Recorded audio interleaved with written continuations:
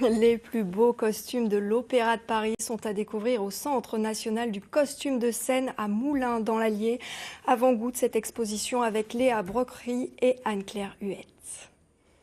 Rendre hommage à l'Opéra de Paris en retraçant son histoire à travers 150 costumes et le savoir-faire des couturiers au fil des siècles.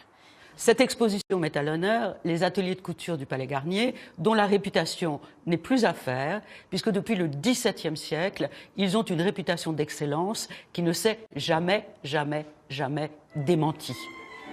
Le parcours débute avec les plus grandes années du Palais Garnier et ses pièces datant du 19e. Les classiques de l'opéra, puis l'ouverture à l'international avec les Valkyries de Wagner ou encore le Chevalier à la Rose de Richard Strauss. Une évolution à travers les courants esthétiques, comme dans la flûte enchantée de Mozart dans les années 50, puis dans les années 2000, jusqu'aux productions actuelles de l'Opéra Bastille.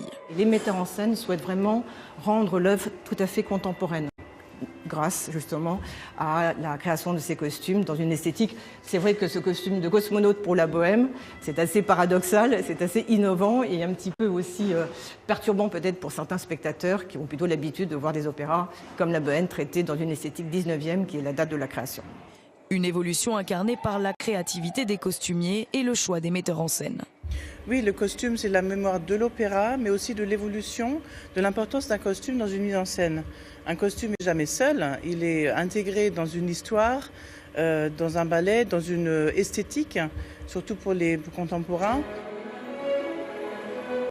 La dernière salle s'articule autour d'un décor en mouvement et illustre le répertoire du ballet, de l'époque romantique et son célèbre Lac des Cygnes aux créations les plus modernes.